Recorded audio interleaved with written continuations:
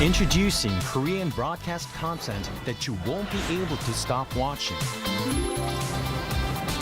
For weary modern souls, Dr. Romantic, the quirky genius doctor of Puldam Hospital, prescribes heartwarming tales of humanity.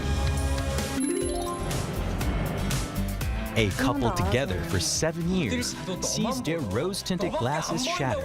Can they keep their relationship alive? Discover the raw stories of youth, work, and love. Beyond what social media can show, experience the vibrant Korea through its hidden gems. Mama, the ultimate K-pop festival for global fans. Find your star in a feast of trendy music and electrifying performances. Now, the whole world enjoys it together.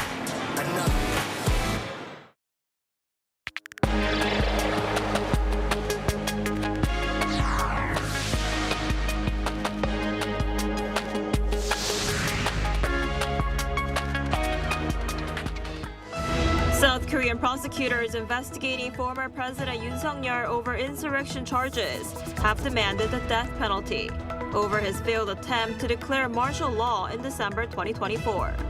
The Seoul Central District Court is expected to deliver a verdict next month. President Lee Jae-myung sat down for talks with his Japanese counterpart, Lee-Takaichi, and discussed a range of bilateral issues. He said there was small but meaningful progress on sensitive historical issues and highlighted the importance of trilateral cooperation between South Korea, China, and Japan. As massive protests continue in Iran, the death toll is rising, with at least 2,000 people reportedly killed. U.S. President Donald Trump said help is on its way and urged protesters to take control of state institutions, signaling Washington's open backing of the uprising. Hello and thanks for joining us on Arirang News. We begin today with the latest on former President Yoon Suk-yeol's criminal trial. After months of special investigation and more than a year since the martial law declaration, prosecutors are asking that Yoon be handed down the death penalty. The ruling is set for the 19th of February. Our Kim Do-yeon starts us off. The special counsel team for former President Yoon Suk-yeol's insurrection charges has demanded the death penalty. In its final sentencing request on late Tuesday night, the special counsel sought the maximum statutory penalty for the charge of being the ringleader of an insurrection. For the charge of leading an insurrection, the statutory penalties are strictly limited to death, life imprisonment, or life imprisonment without forced labor. Prosecutors condemn the actions as an unprecedented destruction of the constitutional order. They argued that while Yoon justified martial law as a purge of anti-state forces, it was the former president himself who truly fit that description. They dismissed his defense that the declaration was merely a warning against the opposition party's legislative dominance. Instead, the prosecution concluded that the objective was to incapacitate the judicial and legislative branches to monopolize power and secure a long-term dictatorship. Emphasizing the severity of the crime, the special counsel stated that members of the public are the true victims of the event. Inside the courtroom, the atmosphere was charged.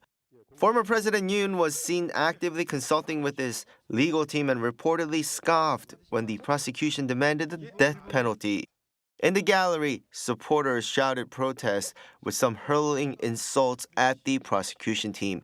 During his final testimony, which lasted an hour and a half, Yoon fiercely criticized the indictment, labeling it a novel and a delusion lacking common sense. Yoon reiterated that the martial law was a warning bell intended to save the constitutional order from the opposition's tyranny, denying any intent to establish a permanent dictatorship. Heavy sentences were also requested for key officials implicated in the execution of the martial law decree. The special counsel demanded life imprisonment for former Defense Minister Kim Yong-hyun, identifying him as a co-conspirator who virtually controlled the operation alongside Yoon. The court must now weigh the conflicting narratives. The defense claim that martial law was an act of governance against the special counsel's argument that it was a violent attempt to subvert the Constitution. The Seoul Central District Court is scheduled to deliver its verdict on February 19th. 김도현, Arirang News. Over in Japan, President Lee Jae-myung held bilateral talks with Japanese Prime Minister Sanae Takaichi on Tuesday. Lee said there was small but meaningful progress on sensitive historical issues during the summit, which lasted about 90 minutes. Our Blue House correspondent Horyuji, who's traveling with the president, reports on the key takeaways. The second summit between President Lee Jae-myung and Japanese Prime Minister Sanae Takaichi began with what President Lee described as an exceptional welcome.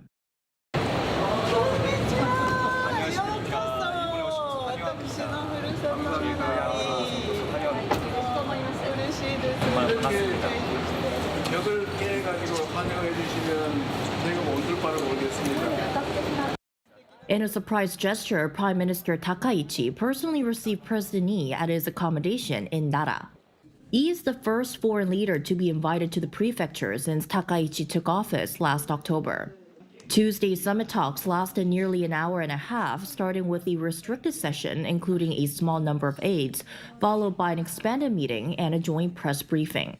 What stood out was what President Lee called a small but meaningful progress on sensitive historical issues, particularly the Chosei coal mine. More than 100 forcibly mobilized Korean laborers and Japanese were killed in a flooding disaster in 1942. Until now, civic groups have led efforts to investigate and recover the victims' remains, but the Japanese government's initial response have been criticized as slow and passive. 82여 년이 지난 작년 8월에서야 유해가 처음으로 발굴된 바가 있습니다. 양국은 동유해의 신원 확인을 위한 DNA 감정을 추진하기로 하고 구체 사항에 대해서는 당국 간 실무적 협의를 진행하기로. And at a time of heightened tensions between China and Japan following Prime Minister Takaichi's remarks on Taiwan, President Lee emphasized the need for South Korea, China, and Japan to find as much common ground as possible and to continue communication and cooperation. The two leaders also underscored the importance of working together to maintain regional stability. As the strategic environment surrounding the two countries becomes increasingly complex, the importance of Japan-South Korea cooperation and trilateral coordination with the U.S. continues to grow. We reaffirmed our commitment to closely align on North Korea policy, including the complete denuclearization of the Korean Peninsula. But it was their one-on-one after the press briefing that took the spotlight. Appearing in matching blue outfits, Lee and Takaichi took part in an impromptu drum performance of the BTS song Dynamite and Golden from K-pop Demon Hunters. This was a special event prepared by Japan, reflecting Prime Minister Takaichi's longtime passion for heavy metal drumming. President Lee's visit this time has ensured that the back-and-forth leader-level diplomacy between South Korea and Japan will continue under the Takaichi administration. The focus now shifts to how the two countries will build a more future-oriented, stable partnership from here. 송유진, Arirang News, Osaka. And President Lee Jae-myung began his final day in Japan with a visit to Horyuji Temple, one of Nara Prefecture's most iconic landmarks. And alongside him was Japanese Prime Minister Sanae Takaichi. The two leaders toured the temple's western precinct, home to several of the world's oldest surviving wooden structures, and posed for photos in front of its 5-story pagoda. The Blue House says the visit was intended to further strengthen personal rapport between the two leaders. President Lee is currently having lunch with the local Korean community, his last official engagement before returning to Korea. Meanwhile, the North Korean leader's sister, Kim Yo-jong, has issued a sharp warning to South Korea, demanding an official admission and apology over what she calls a serious violation of North Korea's sovereignty. In a statement released on Tuesday, Kim accused Seoul of sending surveillance drones across the border in September 2024, and again on January 4th of this year, calling it an illegal provocation. She said South Korea must openly admit what it did, formally apologize, and take steps to prevent it from happening again, warning that repeated violations would force Seoul to pay a price it cannot handle. Kim also dismissed any prospects for reconciliation, saying what she calls Seoul's hope-filled dreams of repairing inter-Korean relations will never come true, and that the current state of hostility will not change.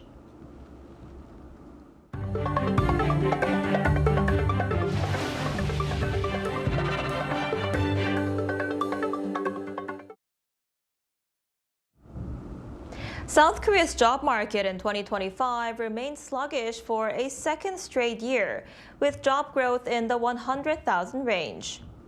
The Ministry of Data and Statistics said on Wednesday that the total number of people employed reached 28.77 million last year, an increase of 193,000 compared to the year before. While this marks a slight rebound from the previous year's lows, it remains well below the peak growth seen in 2022. The manufacturing and construction sectors saw a decline, shedding 73,000 and 125,000 jobs respectively. The generational divide also deepened. While jobs for seniors surged, the core workforce contracted significantly.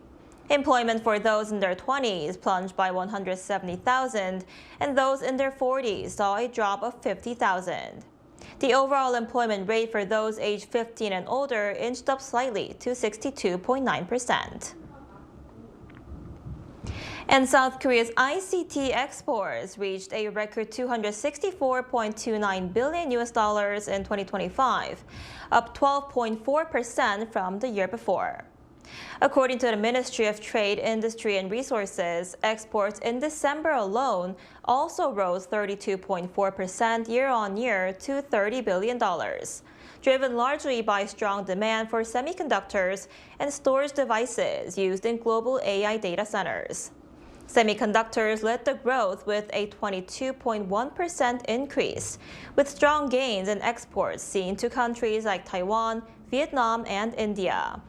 Despite the increased adoption of OLEDs in IT devices, display exports saw a decline of 9.5% due to falling unit prices and weak demand for LCD panels.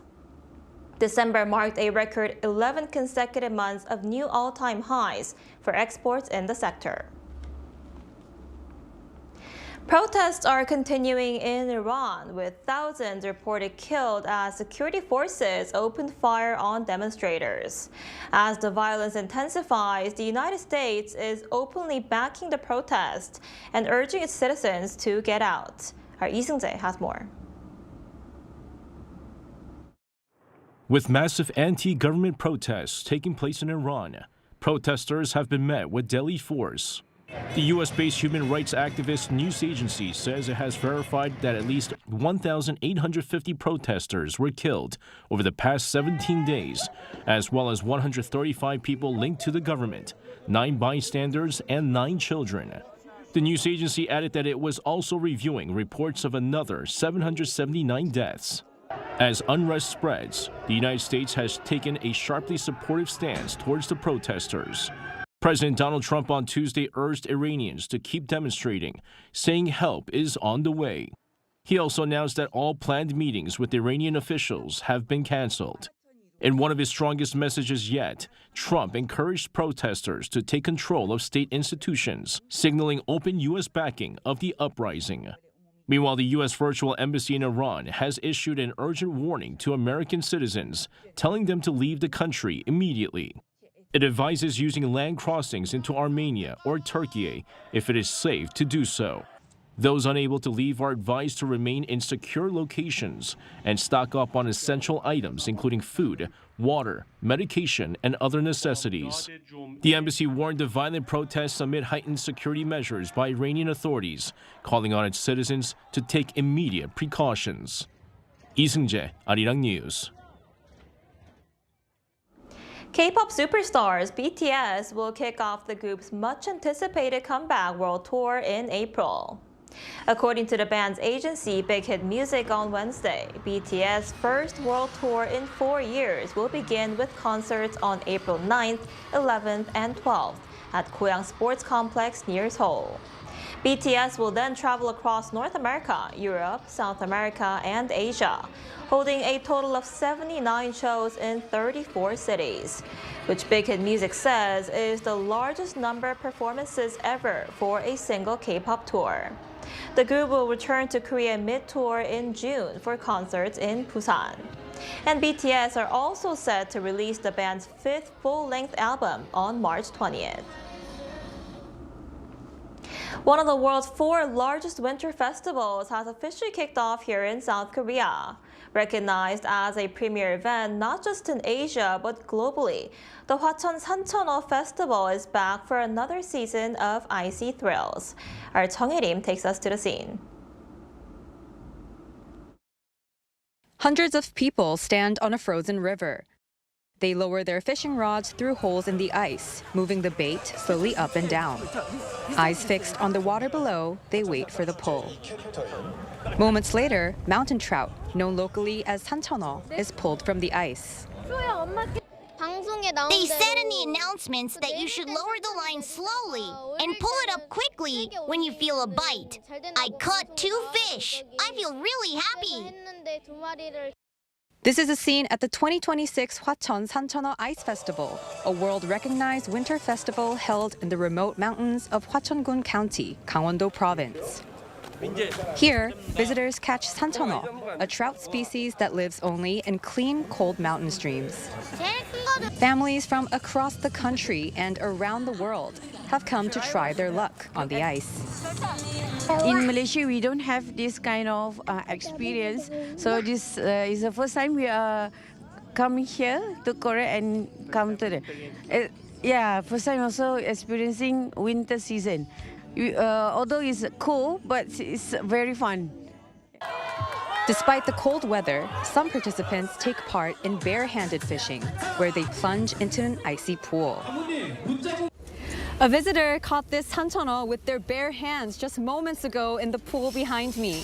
Here in Hwacheon, more than 300,000 square meters of ice have been transformed into a massive playground.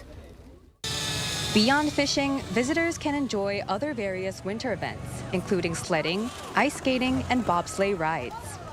To ensure a successful festival, officials say 150 tons of trout were released into the river this year. However, safety remains the top priority. We conduct inspections of the ice thickness, its strength, and even the water level beneath the floating ice, and determine how many people can safely enter the site based on the results. Nearly 2 million people have visited this festival over the past 3 years, and more foreign media outlets have dubbed the event one of the 7 winter wonders of the world, drawing tourists eager to experience this unique winter culture firsthand.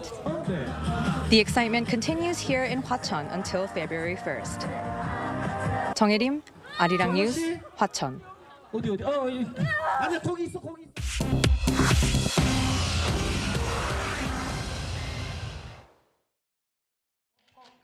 This is The World Now, bringing you everything you need to know from around the globe. Amid U.S. President Donald Trump's threats to take over Greenland, the territory's prime minister openly rejected U.S. control, saying the Arctic island would choose Denmark over the United States. Speaking in Copenhagen, Greenland Prime Minister Jens Frederik Nielsen said on Tuesday that Greenland faces a geopolitical crisis and would stand with Denmark under NATO rather than become a U.S. territory. Nielsen made the remarks alongside Danish Prime Minister Mette Frederiksen one day before Greenlandic and Danish ministers meet U.S. Vice President J.D. Vance and Secretary of State Marco Rubio in Washington. Trump first proposed taking Greenland in 2019 and has again argued that the island is vital to U.S. national security, citing fears of Russian or Chinese influence. Danish officials say Greenland is not for sale, but remain open to expanded military cooperation within NATO. Global central bank leaders on Tuesday publicly defended Federal Reserve Chair Jerome Powell after the Trump administration threatened him with a criminal indictment.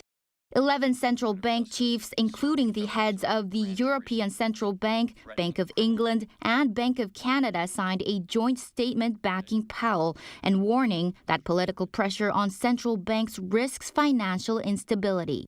JP Morgan Chase CEO Jamie Dimon also voiced support for Powell, reiterating the importance of an independent U.S. central bank.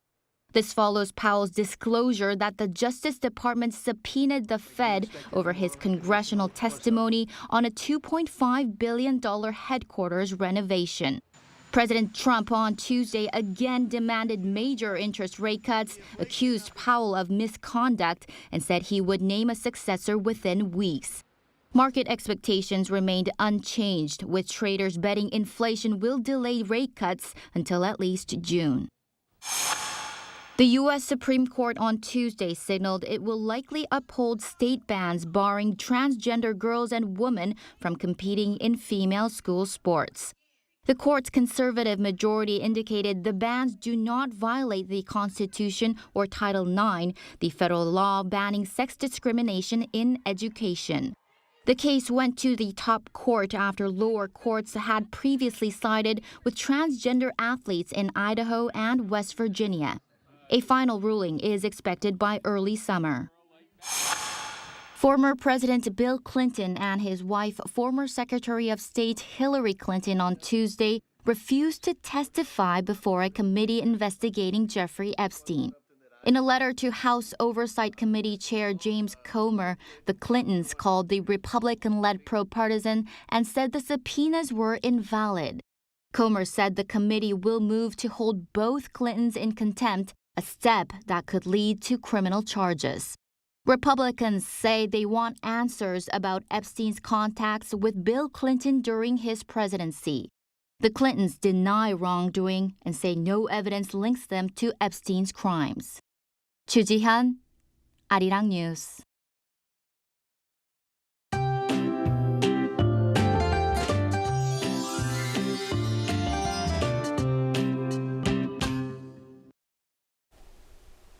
I hope you dressed warmly to fend off the cold during the morning commute.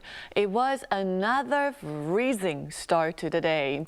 A cold wave advisory has been reissued for many parts of the central areas, and Paju even saw morning temperatures dropping down to below minus 20 degrees Celsius this morning. But the good news is that temperatures will rise later today. Seoul will climb back above freezing this afternoon, and tomorrow will feel much milder with temperatures to hover around seasonal norms or much above the seasonal averages. And this afternoon, Seoul gets up to 2 degrees Celsius. Daegu makes it to 7 degrees under partly sunny skies with decent air quality nationwide. Meanwhile, dry conditions continue across the East Coast and the Gyeongsangdo region with strong winds. Then we'll stay above norms through next Monday. Then the coldest days of the season are expected throughout next week.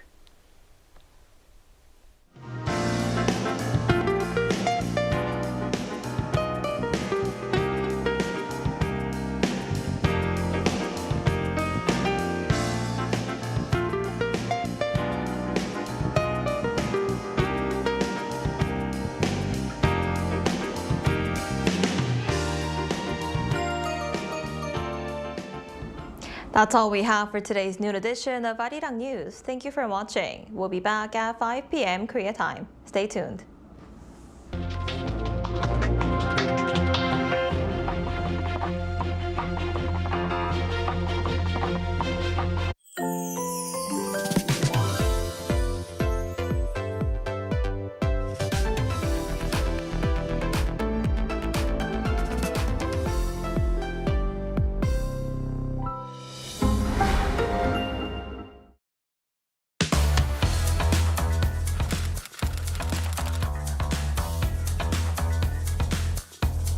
To set the facts straight. Get Korea right.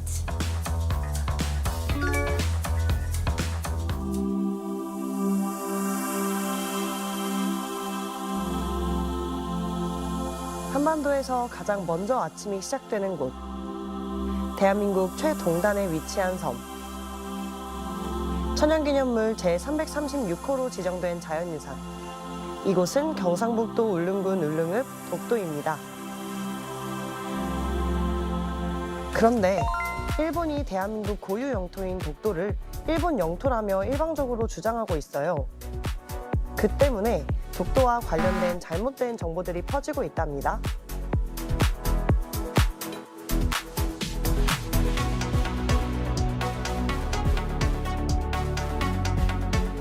안녕하세요. 저는 방크에서 활동하는